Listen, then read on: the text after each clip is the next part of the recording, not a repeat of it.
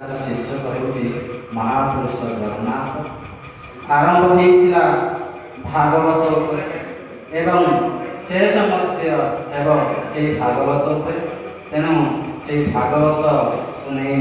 मु रचना करिछि। कवितार शीर्षक महापुरुष जगन्नाथ। तांकर जन्म एरा जन्म तपरे सुनसु जने देई मन जगन्नाथ दासंकर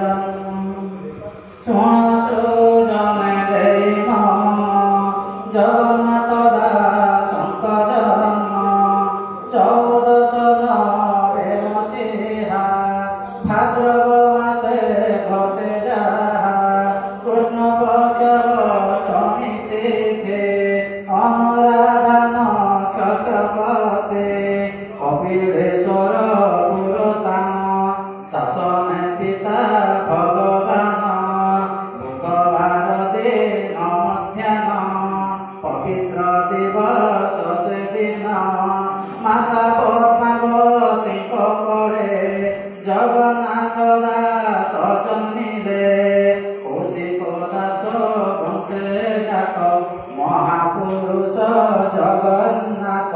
राधांकर वंशावतारे अवतीर्ण हेले मध्यरे 4 बरसे चूड़ाकर्म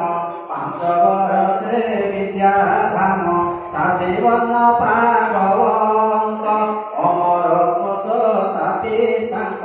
संस्कृत व्याकरण मान कंठस्थ करन्ति संपन्न जदु साम वेद संहिता दर्शन शास्त्रे निपुणता न्याय वेदांत रामायण महाभारत अध्ययन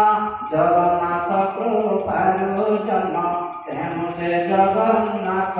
नाम पंडा हेबारु करी मन प्रभु दर्शने प्रतिदिन मंदिर भीतर बेड़ारे बट गणेशंक पाखरे रचि श्रीमद भागवत पठन करुथिले नित्य 15 सन ख्रीष्टरे आसे चैतन्य दर्शनरे देउळे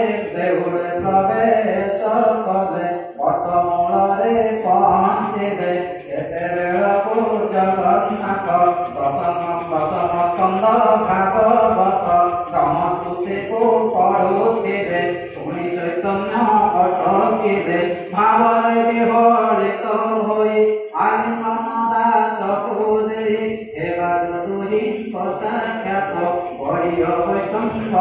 भक्त बलरामकु आज्ञा देले लिखित कर हे बोइले राम मंत्र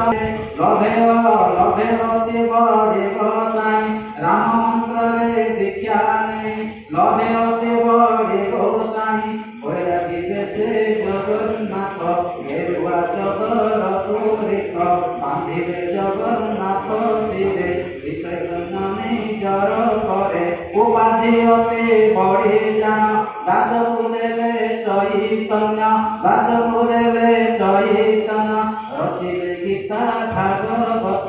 विष्णु चरित रसामृत एवटे बड़िया स्मिता श्रीमद भागवत गीता पवित्र ग्रंथ भागवत पठन कर सर्वे नित्य जन्मे आध्यात्मिक भावना भाषा साहित्य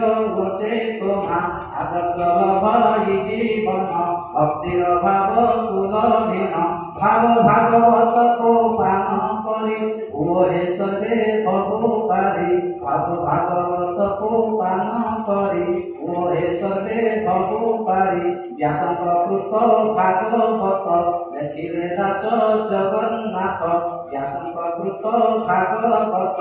लेखिले दास जगन्नाथ तांक चरणे नमस्कार अणिले प्रदीप कमर तांक चरणे नमस्कार